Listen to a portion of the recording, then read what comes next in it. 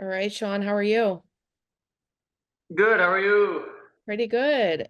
How how weird was it to watch yourself through a whole entire episode, your career span? Did you see anything like in the way that they edited it and put it together that kind of even almost shocked yourself or surprised yourself? I have not seen it. Oh, are you Yeah. are you excited to? Are you choosing not to for a reason? Um, I just have a couple. I haven't had the chance to watch it yet, to be honest. And it's hard. I can watch myself fight all day, but I don't know. Uh, I've been iffy. I might throw it on. I might. We'll see. You should watch it. It's very good. That's what I've been told from a few Yeah. people. So I might throw it on. I'm not sure if you're aware then, since you haven't watched it, that you're the only fighter that got an entire episode dedicated to their career. John Jones got, a bit in the first episode, but you're the one that they kind of really catered to in the series. Did you know that going in that you were going to be a big focus, or is that something maybe you're learning now? I think it was just they were kind of going with the flow. Fighting so unpredictable. It was kind of like I know they wanted John Jones, but then John Jones got injured. I know they really wanted Izzy, and then I think Izzy lost. So I think it's just kind of whoever's career played out in the most wild way in the moment was probably going to get.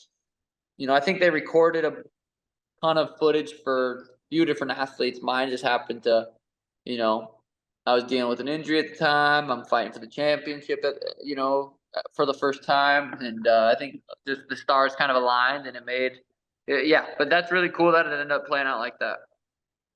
It's interesting for the fans because, we lived through the whole thing with Aljamain kind of saying he was pressured into the fight or forced into the fight. And then there were some behind the scenes things we saw where he kind of explained where that mindset came from and obviously more of the injury with you. So it's a really cool experience for the fans to see things that we didn't get to see. And I obviously you haven't seen it yet, but you may even learn some stuff that you might not have known happened during that camp, at least on Aljamain's side. Um, looking forward at your career, you already have this documentary that's taken a big portion of your career. How do you kind of see maybe a part two of a documentary being, your run as champion, becoming, a double champion? What are some of the goals that you think you'd like to see portrayed in another documentary?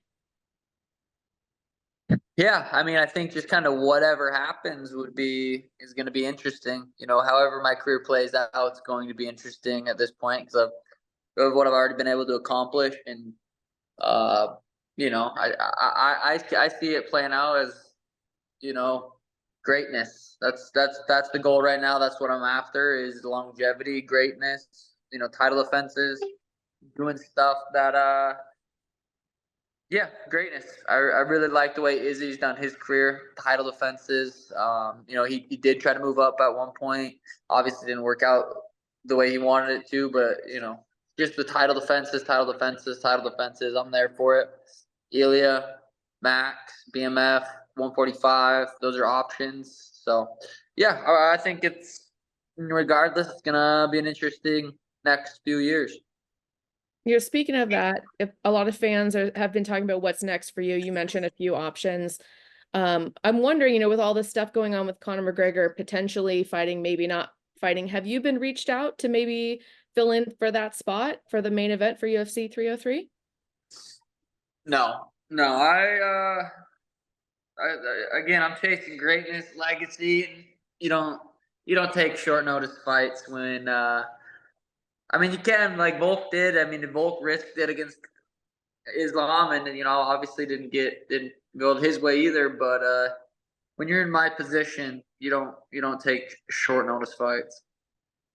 Big part of the documentary focused on the way that you've kind of grown your fan base, even outside of MMA fans. My son, he's 18, doesn't watch fights with me at all. I watch him all day long, but he doesn't care about him at all. But he loves seeing you fight. So why do you think that you have this pull outside of MMA that maybe other fighters haven't been able to do yet? I think it's a couple things, but I do think it comes down to I'm the best. entertaining to watch. A lot of people just, I mean, fighting is the best sport in the world, but it can be kind of boring. It can be like, I'm never in a boring fight. I think it comes down to that. I guess yeah. I don't really know what else it would be other than I just having a very entertaining style. I'm curious what you think of the up and coming fighters. I know you probably see a lot of fighters in your gym and you probably watch regional fight or hear about regional fighters. Is there anybody coming up that you kind of have your eye on, like, hey, that guy could be something or girl could be something? Yeah, I mean, just I don't watch a ton of UFC fights. Like I'll watch the big ones, but like fight nights, I don't really watch. I know there's a couple really good fight nights coming up that I'll definitely tune into. But from the gym, we got Tommy McMillan. He's fighting September 3rd on a Contender Series. I think he's like 6-0 with 6 finishes. He's a stud. He's actually from Montana. He moved down and lived with me when he was 19. So we kind of did basically what I did. Moved down, and he's doing really good. And then Ezra Elliott, he's an up and coming pro. He's 1-0. He is a fucking monster. That dude's gonna be. I would not be surprised at all to see him world champ, either of those guys someday. So, Tommy's 145er, Ezra's 135er. Those guys are gonna be a problem for the divisions.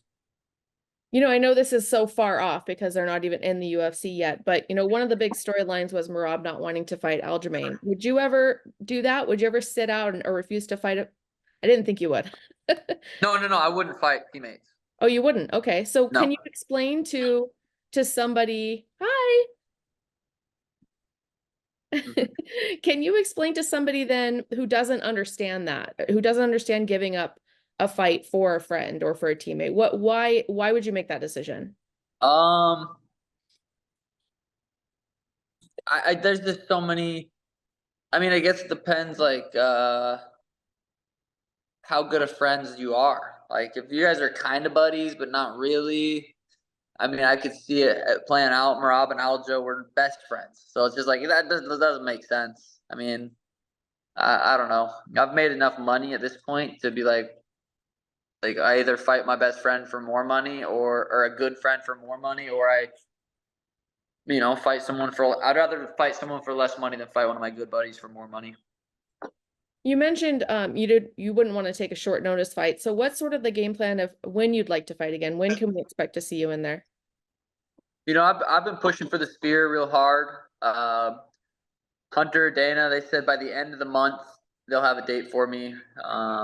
Could be the Sphere, could be December, could be. I think don't. I would like to fight in Vegas. The only two Vegas cards next are September and December, so I'll be ready for either one of those. Do you have an opponent in mind? I know you mentioned Ilya. I know people have been saying Merab. Marab's next, 100%. Marab's next. How do you see that fight going?